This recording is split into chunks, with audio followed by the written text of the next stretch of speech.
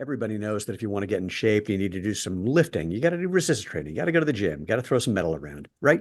Maybe not. We're going to find out more about that on today's episode of the Movement, the podcast for people who want to know the truth about what it takes to have a happy, healthy, strong body, starting feet first. You know, those things that are at the end of your legs that are really your foundation. We break down the propaganda, the mythology, sometimes the flat out lies you've been told about what it takes to run or walk or hike or do yoga or CrossFit or pretty much do anything and to do that enjoyably, efficiently, effectively. And wait, did I say enjoyably? I know I did. It's a trick question, even though I'm recording this on a Monday morning when my brain isn't working. So, because look, if you're not having a good time, you're not going to keep doing it. So make sure you're having a good time. And I am Stephen Sashen from zeroshoes.com, your host of the Movement. We call it that because we, and that involves you, more about that in a second, are creating a movement about natural movement, letting your body do what it's made to do without getting in the way with technology that might not actually be helping. So the way you can participate is easy. Just spread the word. Give us a thumbs up. Give us a like. Give us a nice 5-star review. Give us hit the bell icon on YouTube. Go to www.jointhemovementmovement.com and subscribe to hear about upcoming episodes and find previous episodes. And that's kind of the gist. In short, you know what to do. If you want to be part of the tribe, just subscribe and spread the word. All right, let's start and have some fun. Mitch, do me a favor. Tell people who you are and what you are doing here. Well, I'm Mitchell Van Beek, and like you said earlier, I disagree with the mainstream fitness industry on whether or not lifting or lifting-based training, to speak more generally, is really all that good for us. So a little bit about my background before people think I'm insane for that. Oh Uh, no, they might think you're insane even after you share your background, but nonetheless, please continue. yeah, I hope so. But I am actually the founder of a training system called the MovePainFree system. And what we do is we do personal training focused on movement behavior therapy. So we're actually changing how people walk, run, and train in the gym so that they change how they feel, they get out of pain. And what brought me to this was I struggled with back pain for 10 years when I was really young, actually 12 years when I was really young. And so I went down this fitness path. I studied exercise science at a small college in Iowa called Northwestern College. And I studied about a dozen other exercise systems, trying to figure out how to fix my own back pain. And what the conclusion I came to was, with the help of others, was that it was my movement patterns, my movement behaviors that were keeping me in pain. And a further along the line conclusion was that my training behaviors were causing those movement behaviors. So the lifting based training that I was doing was actually promoting these painful movement behaviors and causing pain down the line. So my hot take is that lifting based training is not actually that good for us, and it might be causing the issues that lead to long-term movement dysfunction. All right, we are not surprised. I'm going to dive into that. But first things first, Iowa sounds like they're a little precious if they can, in the middle of the country, have a university called Northwestern. That just seems wrong. Yeah, right. Yeah. Yeah, I think it's called Northwestern College because it's in the northwestern corner of Iowa. Yeah, I'm not. So, I'm not buying it. I mean, yeah, I get that's what they would do it, but I mean, that's kind of like a we're the center of the world sort of move. Yeah. yeah. So. Backing up. So the movement patterns that you discovered you had that were caused by lifting, or at least exacerbated by lifting. Can you say more about what you discovered or what those patterns were? Yeah, absolutely. So I kind of want to back up even more and just kind of talk about what the difference between lifting based training and movement based training would be. Great. Because our body is very similar to a hammer if we simplify it all the way down. The hammer has two functions, right? It can pound the nail, it can tear the nail out. But you're going to use that tool in a completely different way to do those two functions. So if we take that and complicate it extremely to compare it to our body will move us through space, or it will pick things up. So there are two different patterns for that. There's the movement pattern and there's the lifting pattern. And that movement pattern is going to be more of a spiral rotating pattern starting from your spine, moving through your hip down to your ankle, and actually using your foot correctly, which I'm sure we'll talk about today. Oh, if And you then, insist. yeah, and then the lifting pattern is going to be more of a core bracing pattern where we don't want to have a ton of range of motion in our spine to lift optimally. So if I was training a professional weightlifter, I would not train them the same way I would train a marathon runner. And I think everyone would agree with that. So the lifting pattern is going to be that core bracing, hip thrusting, heel pressure pattern that will optimize the lifting function. And then the movement pattern is going to be that spinal rotating, correctly using the foot pattern that will push us through space optimally and efficiently. Okay. So let's put a bookmark in something because I do want to talk about some of the relationship between strength and strength training and some of those movement things. So we'll come, but I want to back up to where this little tangent started about what was the movement pattern that you discovered for yourself that was leading to the back pain you were experiencing. Yeah, and that is a really good question because when I was in high school track, I was always pulling my left hip flexor, pulling my left hamstring. And what I found was I didn't have a lot of space in my left hip. My left femur head was actually stuck in the front of my hip socket, is what I saw. So when you have that, your kneecap is actually this identifier of where your femur is in your hip socket. And when I was running, my left kneecap never didn't point outward away from my midline. It would Hmm. always be stuck at about a 22.5 degree angle away from my midline. And when you have that, you're not able to transfer energy from left side to right side. I was fine loading it into the left side, but what the issue was is anytime my spine would rotate into my right side, my left hip wouldn't be able to close shut or internally rotate to follow that spinal action. And that was causing compensations, and my back took the brunt of it. So that's a really specific thing to have discovered that a normal human wouldn't have figured that out on their own. So how the hell did you find that one? So, and I won't pretend like I figured this stuff out on my own either. I studied a lot of different training styles and a couple systems that did slow motion movement assessment, right? You break it down, and you've talked about this a lot on other episodes as well. You can see very specific actions happening in the body, and when you scrub through frame to frame, then you can see if they are or aren't happening. And that's where I diagnosed that problem. So the the fix was to start to regain that length in my glute to actually allow my hip to start shutting. Because really, if your kneecap is pointed out and your feet are pointed out to compensate for that, you probably have really short glutes that are just pulling your femur into external rotation at pretty much any time. That's yeah. So let's break that down a little for Yeah. people. So many people don't think about the relationship between their feet and their butt, and unless you are kicking someone in one with one. But this is a really critical thing. So your glutes are designed to do a couple of things. One is hip extension. So imagine if you're I'm just saying this for normal humans. So imagine if you're standing, that's driving your hip backwards. But also, it's responsible for rotating your femur, your thigh bone, in or out, depending on what it's doing. Mostly it's made to rotate it outward. And so if what you described, if your glute is perpetually shortened, whether that's literally physically shortened or just hypertense, hypertonic, then it will rotate your femur outward. Now, FYI, what you see with many runners is the exact opposite. You know, you'll watch somebody running and their knees look like they're pointing towards each other or banging into each other. And that's mostly because their glutes aren't firing properly and externally rotating. So to think about externally rotating, if you don't know that term, if you look down at your legs, external rotation would be to spin your right leg clockwise and left leg counterclockwise, basically turning them outward. External rotation. Not a very complicated topic, but it sounds really fancy when you say it that way. It'll make you popular at some dinner parties and annoying at others.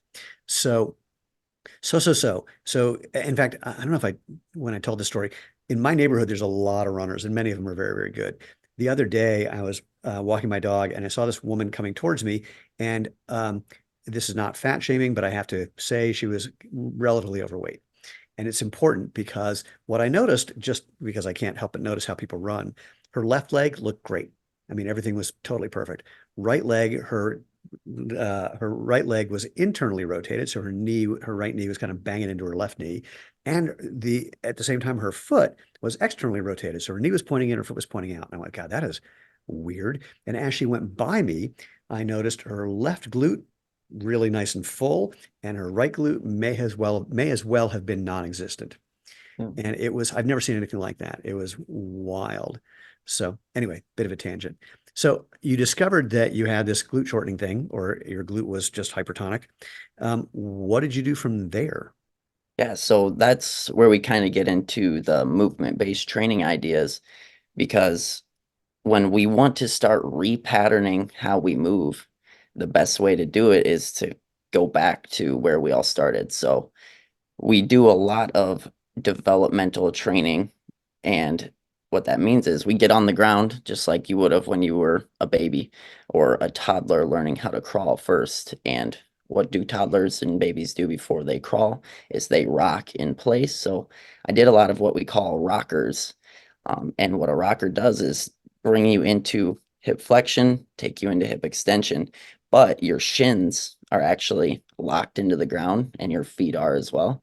So you are teaching yourself to use essentially your glutes and your hip flexors to produce these actions and resist that rotation so that when you start to use your spine to transfer energy from one side of your body, that tension will allow everything to move in this cosine wave, this spiral wave through space. So I started with a lot of rocking, and then once you come up to your feet, that's when it's time to teach your foot to behave properly. And this is actually when I started getting into zero shoes because I needed something that would allow my foot to work properly. And I can't wait to dive into all the things that I've discovered and talked about with the foot and why people should wear barefoot shoes. But it started with groundwork, and then I had to teach my feet to behave properly because I was stuck in that heel pressure situation where if your heel is pressurized, your shin is just going to be compressed into your foot, and it doesn't matter what your hip does then, your hip isn't going to be able to work with your ankle, and your spine or your back is going to have to pick up the slack, and that's where I was running into back pain. Got it. So let's back up to doing rockers, just so people can experience it. I'm sure many people kind of put two and two together and figured out what you're describing, but the gist, and well, here, I'm going to let you, if you're going to teach someone how to do it, where you're not seeing them and they're not seeing you, describe it. And I might interrupt to break it down slightly. I've found that many people are really, well, anyway, you start and I might stop. I might stop you at some point. Yeah, absolutely. So for a child rocker, we'll call this is just our basic forward and back rocker. You're going to be on your hands and your knees with your armpits, your hips, and your knees all at 90 degrees. And what you're going to do there is make sure that your ribs aren't flared up because we don't want huge extension with our chest really pointing up toward our hands. You're going to make sure that your nipples are pointing at the ground. And from Sorry, there, I got way too many jokes that I'm trying not to say right now. yeah, Um, but so, good but the visuals gist is for you don't want a big arch in your back. You want to that. be, relatively have a neutral spine. Yep. So, okay, Yeah. that's our And starting position. from there, all you really have to do is push yourself back with your hands and push yourself forward with your legs. And when you Wait, start really to, quick, toes on the ground or top of your feet on the ground? yeah, and that's usually what I coach after they start pushing themselves around Ah, because then it'll change how it feels. So push yourself back with your hands, forward with your legs. But to make it easier or harder on yourself, depending on who you are and how your hips are functioning at the time, you're going to make sure that the tops of your feet are pushed into the ground and you're going to keep your big toes inside of your heels. So your big toes need to be toward your butt crack compared to your heels. Oh, interesting. And here, this is going to sound like a weird question, but I'll explain why I ask it when you answer. What kind of pace are you doing this at, and for how long? Yeah, and kind of depends on the person, right? If they're a already established athlete, we might go like a 1 second, 1 second, 1 second, 1 second, just push back, push forward. But a lot of people who have no glute length at all, will have them push back and hold it for 10, 20 seconds. And that'll give you a really healthy burn in the glutes, to be honest. And So wait, when you say push back, do you mean push back from the hands? So, and then, okay, and then how far, if they're pushing back from the hands, how close is your butt getting to your ankles? Yeah, and that's a good question too. And it all depends on the person, right? So what we always start with is keeping the tail nice and high. It's like you're trying to touch your butt against the ceiling. So you're Okay. pushing your butt back and up, and that's going to maintain your natural lumbar curve. And this only really works if your nipples are staying at the ground, pointing at the ground, because if you're rib flaring, your tail will fall as you Right. go back. You'll go into the opposite of a natural spinal position. So very finicky exercise. But we have people who, if they need internal rotation and they need a lot of glute length, we'll have them bring their butt all the way to the ground as well, because you need lumbar flexion as well. So and it's something you can play with too. When I go on my runs, I'm always staying with my tail nice and high because I want to induce some tension in my glutes and lower back just to make sure I'm pushing myself forward. But if I'm trying to relax, I will bring my butt all the way to my heels. It's more of a seiza position then, or Yeah. seiza, however Yeah. you want to Says say that, yeah. it. So, um, So, yeah, go so ahead. and then so people are doing this at whatever pace is appropriate. And I guess for people who are not seeing you, they can just experiment with that a little bit and see where it goes. And for how long, like what's the kind of reps and set idea or time under movement idea?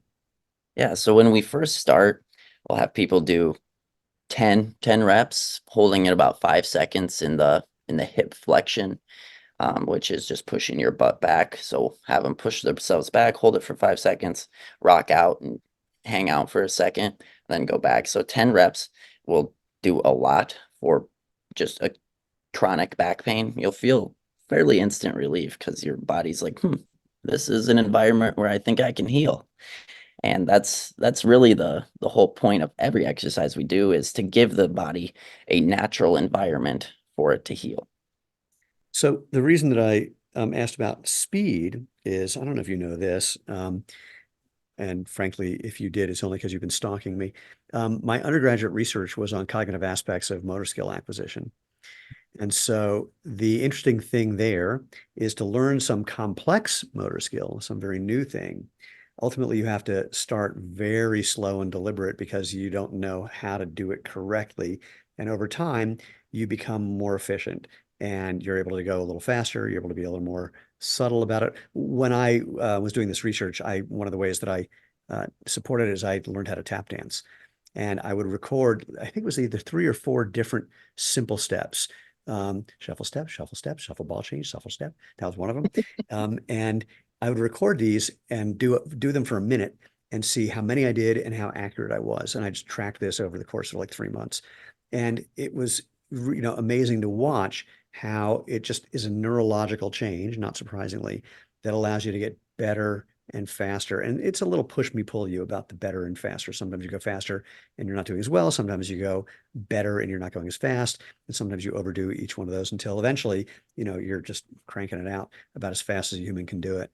Um, Mhm. so, so I know we're going to have to get off the ground to really engender this continued new movement pattern. And I'm going to interject something in there about the twisty sinusoidal thing that happens in your spine when you're doing that too. But so after we're on the ground for a while, what happens next? So once we stand up, we actually have coined this term, the MPF squat, the MPF squat. And what that is just a rocker, but you're on your feet now. So the reason the rocker works so well is because it's patterning these actions of the hip together. You have flexion and internal rotation. You have extension and external rotation. And when we stand up, the same thing is going to happen, but now we have to set our feet correctly. And this is where we'll start talking about the foot and how it's supposed to function. Please do. And the way I think about the foot is this tri-arch structure. So there's three arches in the foot, right? And if one of those arches isn't locked into place, or one or two or all three aren't locked into place, we aren't going to have this stable platform for movement. So, and this is where the bad shoes come into play as Well, well. wait, let's start with describe where those three arches are, since most people only think of the medial longitudinal arch.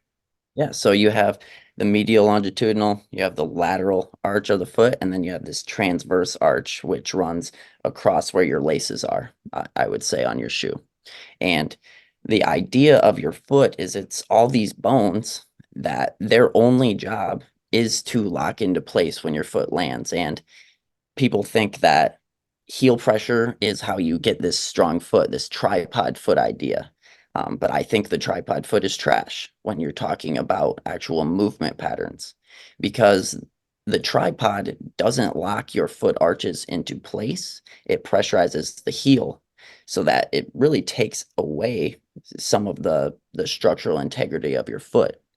And so what we do is, and this is kind of a cue that I take people through as well, but you're going to get your feet 3 fist distances apart with your pinky toes pointed straight forward. Your big toes will actually be pointing a little bit in. And I'll explain why we do that later too. But we're going to have our pinky toes pointed straight forward. And what we're going to do there is turn our knees in to push the ground apart, like you're digging your feet into sand. Wait, I want to pause for a sec about pinky toes pointing in, because I know some people whose pinky toes are like, stuck underneath their fourth toe. So basically what we're talking about, the fifth metatarsal, that the bone that would go to your toe, you want that one to be parallel and pointing forward. So if your pinky toe is doing some wacky ass thing, pay attention to the bone, not the toe. Yes, exactly. Okay, Yeah. so we got our pinky toes pointing forward, which means our big toes are pointing in a little. We're doing a little internal rotation, so our knees are coming in a little bit, and then the idea is pushing the ground out underneath us. Did I get it? Yep. And if this is your foot, this is your big toe. Hand is a little wonky, but you're going to pressurize the skin right between your big toe and your second toe and push out through there. And that's what we find locks the foot into place for this squat pattern. And of course, the foot is extremely adaptable, and that's why we're doing this. We want it to find comfort in that locked position, the tri-arch locked position. So any surface that we land on, the foot will be able to find this locking tension. And from there, we just tell people to do the rocking action. And that is really just pulling yourself down into flexion and pushing yourself up into extension. And this is another concept that I don't think a lot of people think about, but the squat pattern, a lot of people think when you're descending in the squat, that's going to be like the landing pattern, because I guess our knees bend as we land on the ground. But really, we have to think about what action is happening when we're descending in the squat, and that's hip flexion. So if our hip is flexing in the descent of the squat and our hip is flexing in the reset of the run, or I can't remember what you called it, but when you're pulling your leg through when you're running. It's your recover your swing leg. Yes, recover. Yes, that you called it that in another podcast. Hey, So, I didn't make it up. no, yeah, and I didn't make up the reset word either.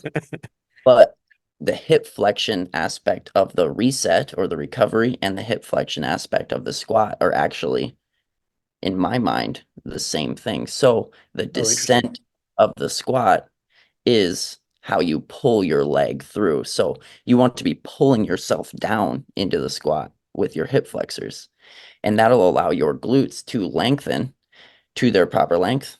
And then when the muscle is long, then it can shorten to produce force again. So when people are squatting and they're opening their knees, shortening their glutes, during the squat, they're actually, in my opinion, taking away some power of that squat pattern.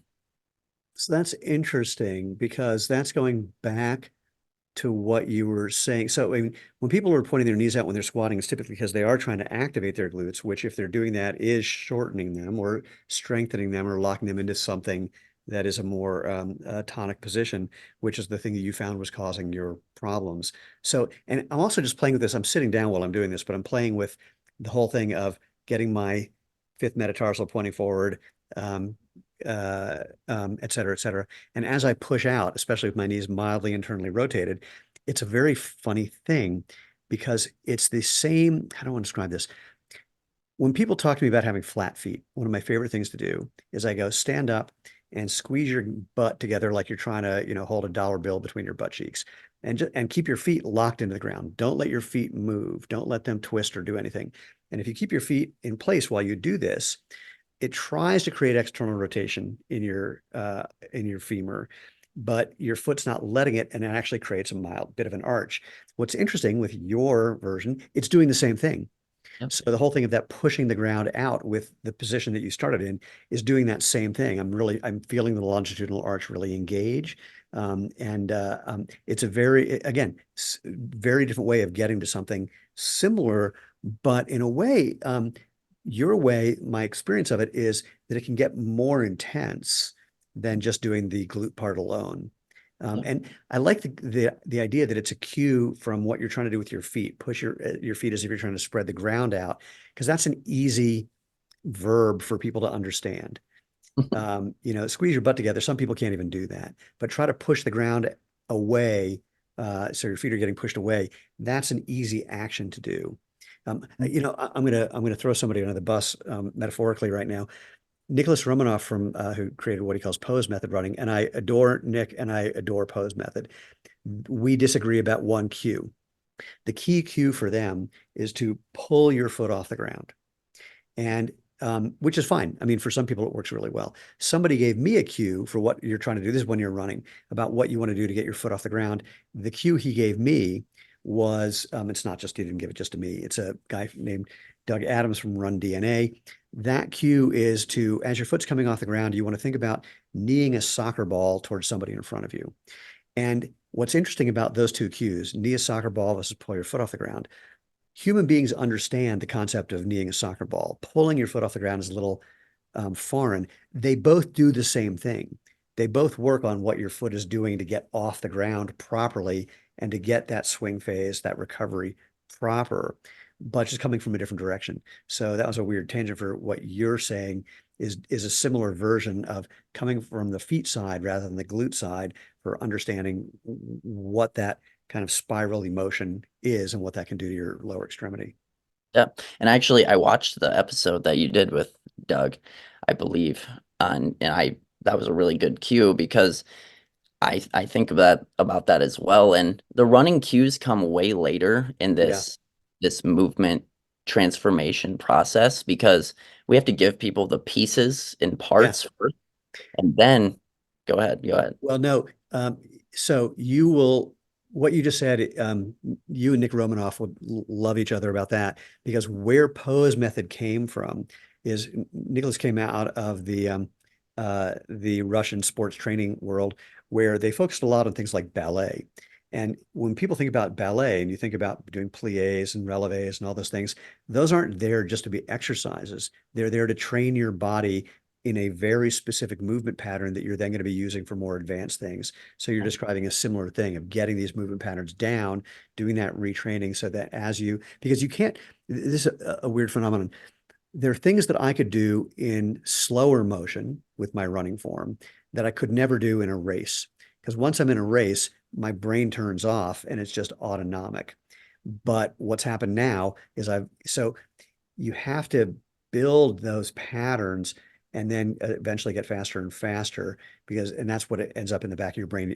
I had a coach slash friend, he's still a friend, not a coach, who said the goal with doing running drills is do them until you can do them right and then keep doing them until you can't do them wrong. And that's just another way of describing how they've been internalized. Yeah, and that's exactly what we're doing. We're trying to internalize these movement patterns using your foot correctly, making sure that whatever you land on, your foot is going to lock into place. And then we can start using our spine and our hip correctly to push ourselves forward. And I figured that's what we can go into next is, Almost. We're almost there. When people are doing the, kind of the rocking version of standing or the standing version of rocking, and they're doing this squat and extend. And by the way, so if we glossed over this, my apologies. Hip flexion, just imagine if you're standing up, just lifting your knee. So that's making the angle between your femur and your body get smaller. So that's the hip flexion part. Again, extension is the other way around. When they're doing the squat, how far down are they going? Again, same questions for the floor version, yeah. speed, et cetera, et cetera. And it's going to be a very similar answer, right? I had a Dep hunch. Depends what they need. And we always start with going to about 90 degrees at the hip, 90 degrees at the knee. And it really depends on their foot because when I first start with people, I tell them to push their knees as far forward as they can without their heels coming up. Mm, We're still going to be pressurizing the front of the foot, but we're not going to let the heel climb really high. And that's kind of the interesting thing about when we go into a deep squat in the MovePainFree system anyway. We let the heels come up so that the heel is reacting to what's happening at the hip. Because with a movement based mindset, I don't really care if your heels can stay on the ground when your hip is in deep flexion. Of course, if you want to have a resting squat, yeah, we can turn the knees out and pressurize the heel and you can chill out there and do arts and crafts on the ground. But when I'm training someone who wants to move pain free, I want their ankle and their foot to be reacting to the hip. So what we start off with is just getting that knee as far forward as we can, getting the hip as far forward as we can without the heel coming up, because that's going to put a lot of tension in the connective tissues of the foot, of the Achilles, of really everything running up and down the leg. So yeah, that's how deep we go. It's not a hard and fast rule though. sure. Okay, then moving on. Yeah. Yeah, so moving on from there, the squat is really the basis of everything we do because when we're descending and ascending, we're actually going to resist rotation at the hip the whole time. We want that kneecap to be pointed straight the whole time. And what you'll find is the deeper you go, the more internal rotation you're going to have to use to keep your kneecap straight because your femur and your shin, they will fold onto each other to get into that deep flexion. And as we're doing that, we're building this tensional relationship between the hip and the ankle. And then when we start doing other drills like rotating into one side of the body, and we'll do that right away, you can just stay in your squat and then rotate your spine. You'll still want to resist that rotation at the hip, keep that kneecap straight, because then when you start to run using this movement pattern, your spinal action will actually force external rotation on your leaving leg in your hip and in your ankle. So your kneecap will point out during the run, but we don't have to train it there because if Right. you start training it there, we're getting into the same the glute dysfunction issues where we're shortening it for no reason when we really want it to be long and tensioned. Um, and then, of course, it's the same idea when we start moving through space. We'll start taking steps, making sure that the foot is locking into place, rotating the spine into that side. And then to leave the ground, all we're going to do is teach them to rotate their spine the other way. And then everything else below it will function correctly. Have you heard me talking about walking uphill? Yeah, yeah, that's what you talked about the first time we hopped on a call. Oh And yeah, yeah, yeah. and you nailed it, right? To leave the ground or to push yourself, all you really have to focus on is your spinal action. And that comes down to the spinal engine theory, right? Even if you don't have limbs, you can propel yourself using spinal action and amplifying it with whatever's touching the ground. So And it just helps to have So feet. I love it because, so you discovered this, however you discovered it. For me, it was just goofing around and kind of an accident. And for people who haven't heard it, I'll explain it for people who have. My apologies in advance. But if you haven't tried it, go try it. So the gist is in the area behind, well, all around our house, there's a bunch of hills.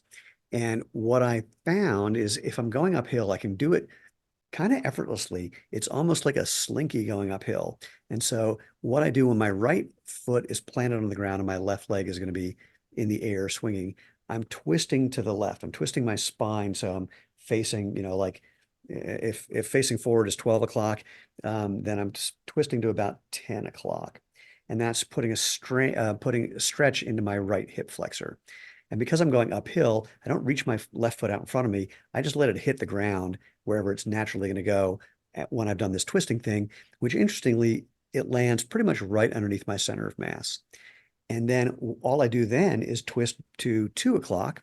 And what that does is when I'm doing that twisting thing, it lets that right hip flexor that was stretched release, and kind of like a rubber band is releasing, it kind of shoots my right knee forward just enough till it hits the ground again going up. And so I'm basically just twisting my body counterclockwise, clockwise, and letting my legs just relax as much as possible and using that stretch and release in the hip flexor to be the thing that moves my legs.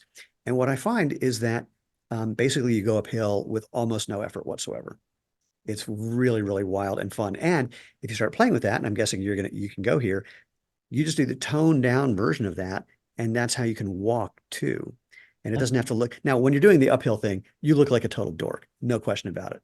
But who cares? But when you're doing it, walking on a flat surface, it can be much more subtle, but you still get the same effect. Yeah. And what I would challenge you next time you're playing around is try doing that same method. Keep twisting your spine, but now turn your feet out. Do that for about 50 yards, and then try to turn your feet in and just see how the natural tension that you are using to move yourself just goes away. Because if your foot is not in this correct place to lock into place, your spinal action isn't going to be as efficient. Effective. Yeah. I'm not going to make any, I don't want to say out loud what I'm imagining the difference between turning my feet out and in would be, because I want people to go and experiment with it and discover for themselves. Yeah. So my lips are sealed on that one.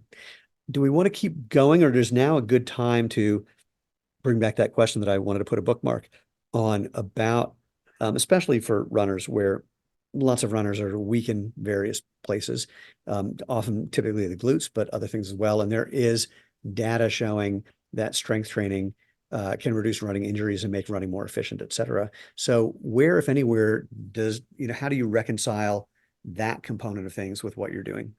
Yeah.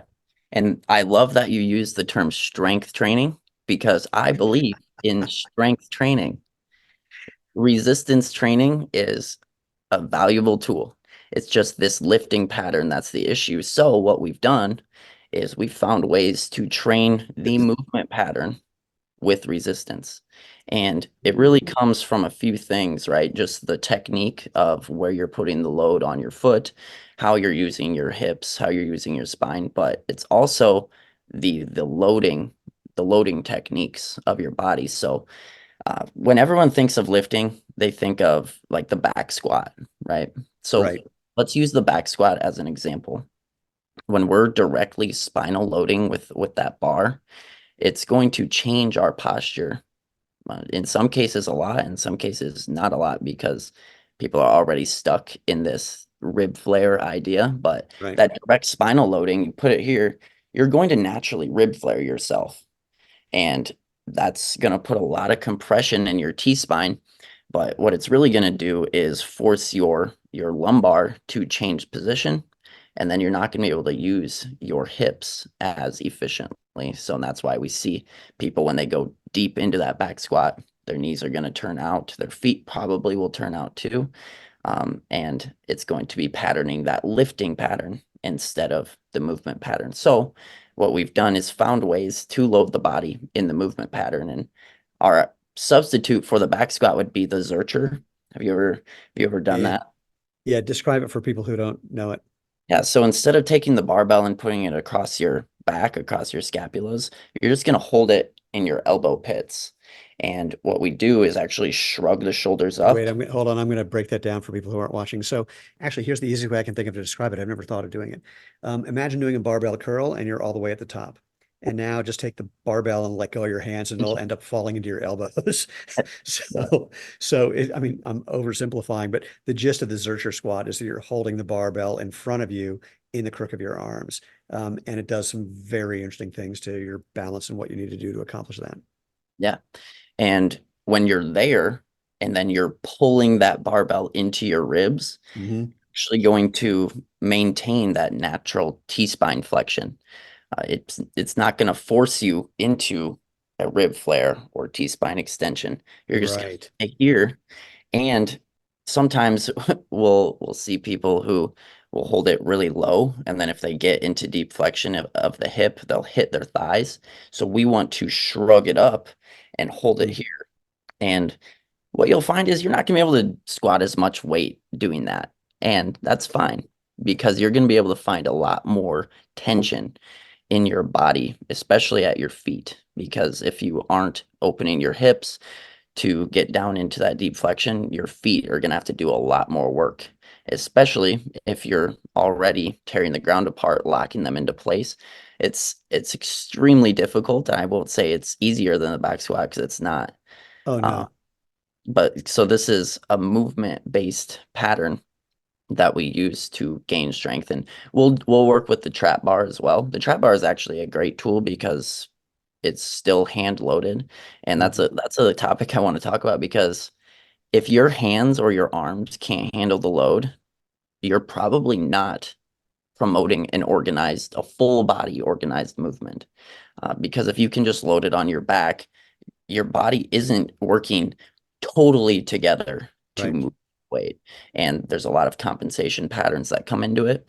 And I won't deny the part where you can build a lot of muscle using lifting based training, but what I will say is you aren't promoting full body organization by using those loading techniques. Yeah, using a trap bar, which again, if people don't know, just basically easiest way to, this is not accurate, but it's the easiest way for people who don't know to describe something like it. Imagine a hula hoop with handles. So you put the hula hoop on the ground. It's got handles so you can grab it, or you can just grab the hula hoop. But it also has a little pole that extends out of each side, pointing at 3 o'clock and 9 o'clock that you can stack weights on. Again, trap bar, it's usually hexagonal, but anyway, yeah, hula hoop, that's Yeah, a good yeah, thing. I'm glad you're such a wordsmith because my storytelling. No, no, you're fine. I just have, I mean, I developed a piece of software way back when, and I've gotten really good at just breaking down what a movement is into the smallest parts that I can think of, or what a thing is in the smallest parts. And I'm just kind of going through frame by frame to make sure that I don't miss anything to the best of my ability. So there was something else I was going to ask about that. Um, what's also interesting to me, there's a big debate in the sports world about what they think about as strength versus power. How much can you lift? How fast can you move? And there's a company that makes strength training equipment that's all based on power. It's all based on speed. And the clever thing that it does is, you pick a weight where you can move as fast as you can for the number of reps that you think is relevant. And it basically tells you to stop once you're moving only 10% slower than your fastest, because after that, you're kind of dysfunctional. And it's really, really interesting seeing the people who do that work versus doing traditional strength work of, higher weight, lower reps, grinding out till you can barely make that last rep versus, ooh, hold on, you just slow down a little bit, you're done. Which fascinatingly, if for many of the sprinting coaches that I know, that's the way you teach sprinters. Like we're going to measure how fast you're running. And as soon as you're 10% off of that or 5% off of that, you're done for the day. And we don't care if that's 3 reps or 10 reps. That's when you're fatigued. That's when you're going to do something stupid. Go home. Yeah. Yeah, and that's actually another thing that we find with people doing these movement-based loading techniques is when your fascial system, when your connective tissue is loaded correctly, it's not very hard to move that weight fast. Right. And the limiting factor is if you put too much weight on, your body's going to revert to this lifting pattern because that's what it wants to do. Your body's really smart in that way, is it will figure out how to not let you die under that weight. Yeah. You will get it up, but you might revert to the lifting pattern to do it. So loading it correctly is really important. And once you do that and you're staying in the pattern, you will move that weight very fast until you're fatigued, right? And then your body Yeah. might hurt. So Compensate in some way. Well, and this is not per se a shout out to Zero Shoes, but it made me think of something because this is true for using your feet in bare feet. We were at a powerlifting meet and having people try on shoes, and this one woman is trying on our Forza trainer, and suddenly they call her name for the bench press, and she's like, "Oh my God!" And she says, "I gotta go," and runs over there, and then comes back a minute later saying, "I just set a personal best." And she said, I felt like my feet were just screwed into the ground, and I was using my feet more. And most people don't realize the bench press does start with your feet, but that whole thing of getting that alignment correct and being able to get the feedback, the sensation to know if you're doing that, that seems to be a critical factor. yeah. Hey, let's talk about the bench press a little bit because Okay, let's. that is it's interesting because to me the bench press is a movement-based exercise in and of itself because you're moving the weight away from you. It's Right, not it's not really lifting anything. Like bench press is basically just pushing. And with your feet, we actually cue the same thing as the squat and the rocker there.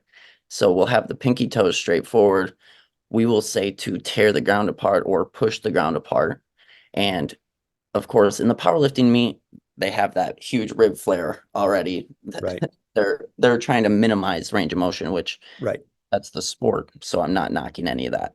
And when you start to train in relative internal rotation with the bench press, it's actually amazing how much more tension you can find. And Yeah, people have no idea when they experience it. It's somewhat shocking. By the way, the superhero movie that would involve you is that you're training, number of people, and you say, get your feet locked in place and just try and tear the ground apart. And then there's somebody in the class who actually does that, and that's how yeah, they accidentally reveal that they're superhumans. yes, yeah, that's a good point. I mean, I'm just saying for a future career, that would be the thing to go. So, all right, we've gotten off the ground, we've gotten onto our feet. Where do we want to go from here?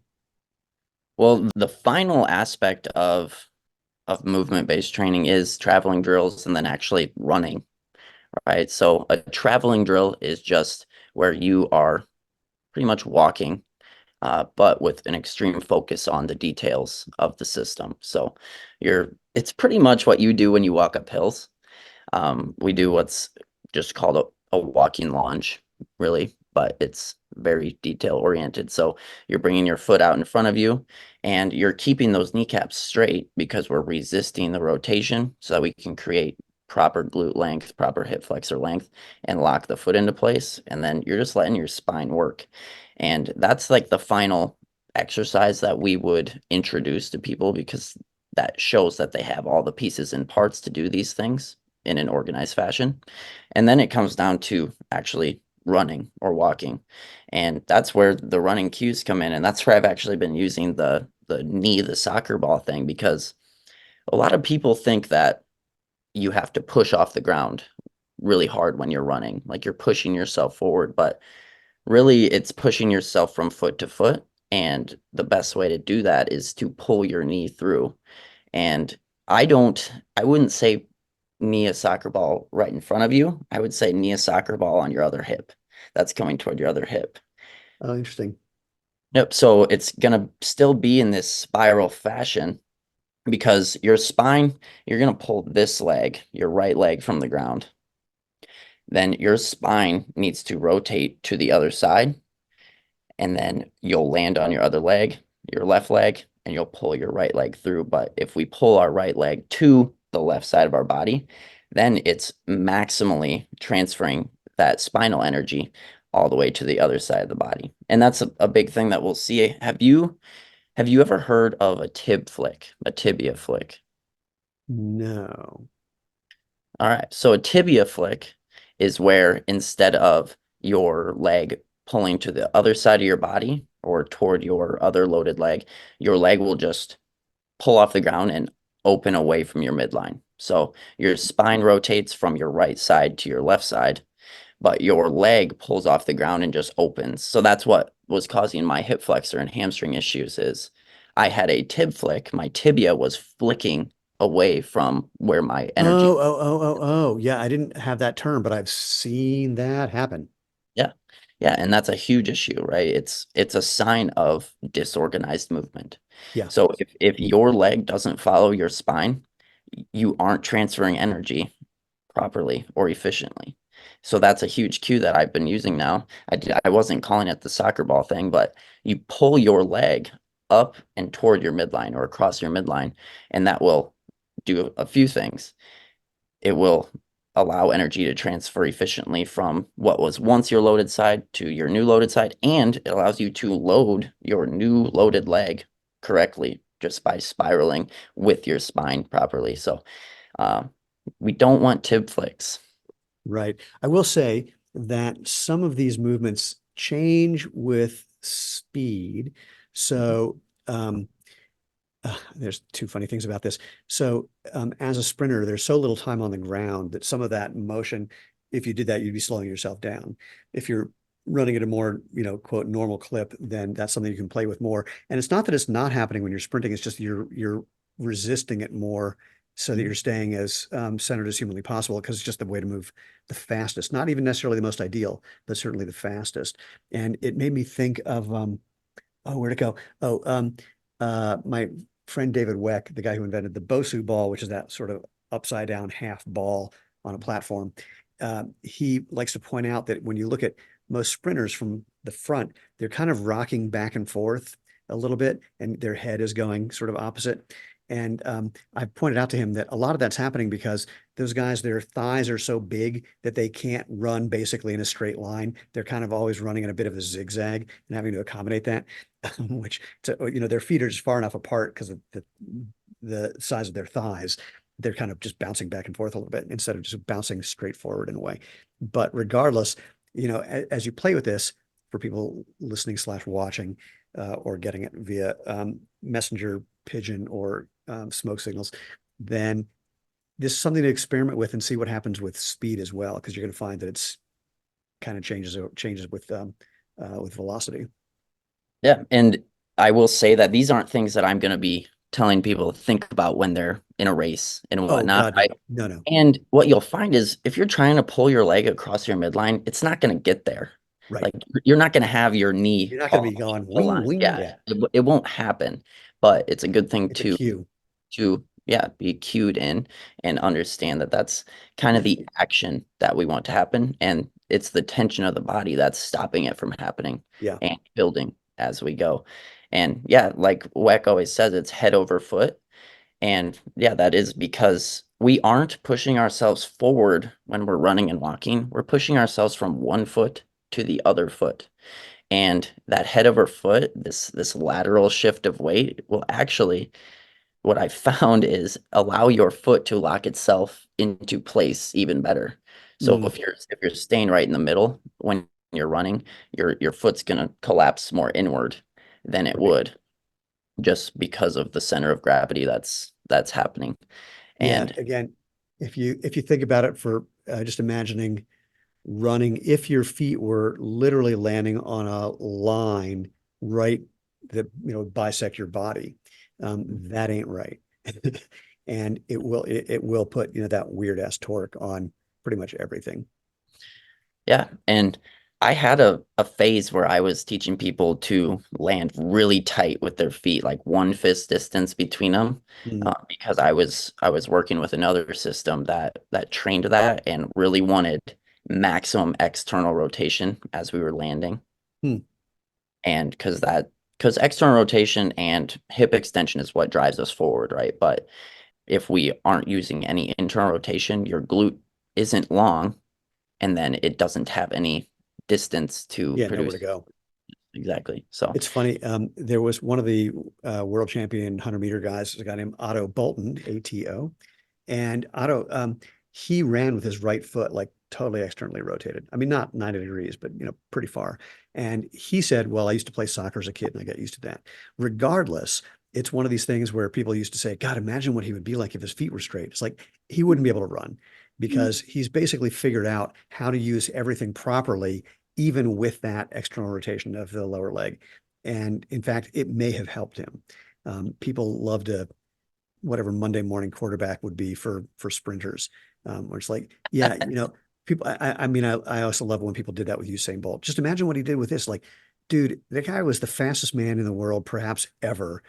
Cut him some slack. He was fine. Yeah, and that is again another thing, right? My training is mostly for people who are looking to get out of pain. Yeah, There are clearly ways to optimize very specific actions of the human body that don't align with what I'm talking about. But these principles, they do really carry over because you see, so Otto Bolton, I would guess, is his foot is really violently externally rotating, or his leg is violently externally rotating as he's striking the ground.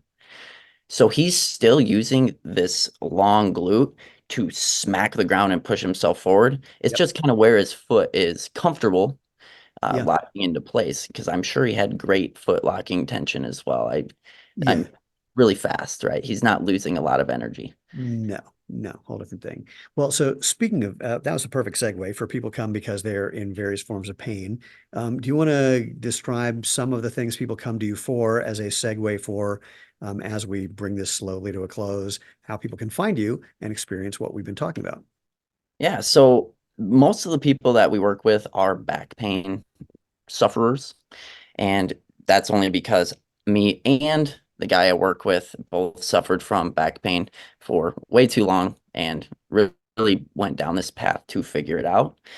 But we've worked with spinal fusions. We've worked with actually a lot of ACL patients Mm.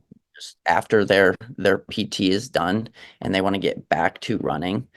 We work with quite a few ACL patients, and those are mostly word of mouth because I'm in the sports world. I coach football and wrestling, and I played football in college, so I know a lot of those people. But we've worked with shoulders, we worked with Achilles sufferers. I'll call them. I'm not really sure the word for that, but people who just have chronic Achilles pain. And what we find is it's all about movement efficiency and energy transfer, and all of Yep. these issues they go away once you start to find more space in your body, get it back to alignment, and use it the correct way. So my main website, I'll call it, is Twitter or X. I, I don't host a website per se, just because X is a very powerful outreach place.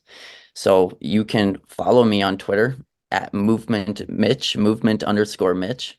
And yeah, I'm really open to DMs if you have any questions too. But yeah. I actually love the idea that you don't find the need to have a normal website or other web presence, that you find a way to make that work on a single platform. That would make life a whole lot easier for a lot of people. Regardless of which platform it is, I'm not going to get political about any of that. Don't know, don't care, not my issue.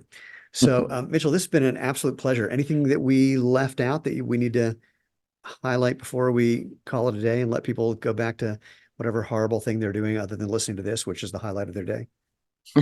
Well, actually, I think we kind of glossed over this when I was talking about why we have our pinky toes straight in the squat. Oh, then let's do that. Yeah. Yeah, because I do want to nerd out just a little bit more, but when we are squatting, I teach people to keep the pinky toe straight because then when we start rotating in the run, your Mhm. feet will naturally start to land straighter while Ah, using the internal rotation that we've been fostering in the squat pattern. So that is something that I wanted to kind of throw out because I used to train big toes straight. And what I found was once you start rotating with the spine, your feet will just naturally turn out more to find that locking tension in the arches of the foot that we talk about. So it does look a little weird when you're in the gym and your feet are pointed in toward each other. But once you start to get out on the track or out on the running trail, it all lines up. So yeah. worry about looking weird in the gym, right? Well, it's interesting. I'm just thinking about what happens if you aren't paying attention to that when you're running and you do have proper biomechanics. I'd have to watch video, sort of frontal plane video, and see. what's happening. My suspicion is that what you've identified is a natural movement pattern for people who are doing things correctly. And again, going back to training it in going back to ballet, doing those pliés, doing those relevés, to get your brain to go, okay, this is the right way to move eventually at full speed when you're not thinking. That seems like a perfect way to go about doing that. Yeah.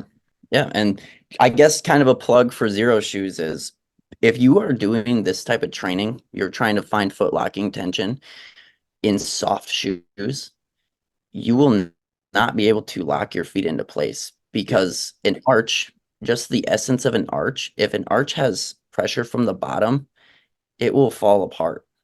The whole idea of an arch is downward pressure on the keystone. The keystone of the arch is that middle stone that when it's pressurized, it dissipates the force all the way through the arch. So if you're doing this in soft shoes, it's not going to do what you think it is. It still might be fine. It still might pattern it fairly correctly. But what I found is with Zero Shoes, you can find foot locking tension so much easier, and everything that you're doing in the gym will then transfer much more efficiently to your actual movement patterns. So a little shameless plug for Zero Shoes. I will never stop that from happening. I appreciate it. Well, Mitchell, this has again been a total pleasure. I'm glad we got to do this. And I do hope that people find you on your Twitter/X channel. I'm waiting to see how long it's going to be till we stop referring to X as formerly known Twitter, the same way we talked about, the artist formerly known as Prince, for completely different reasons, obviously. But it'll be interesting to see what happens with that. Anyway, for everybody else, thank you also for being part of the Movement podcast.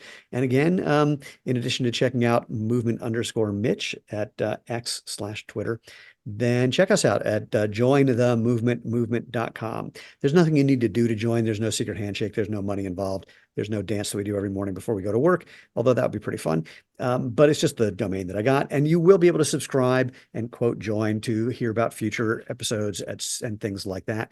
And more importantly, if you have any questions, comments, recommendations, people you think I should talk to, topics you want me to cover, if you find someone who's willing to talk to me who thinks I have a case of cranial rectal reorientation syndrome, aka my head up my butt, I'm happy to. They don't seem to be, perhaps rightly so, but hopefully we'll find someone who's willing to have that conversation as well. Anyway, you can email me for whatever reason at MOVE, at jointhemovementmovement.com. And until next time, just go out, have fun, and live life feet first.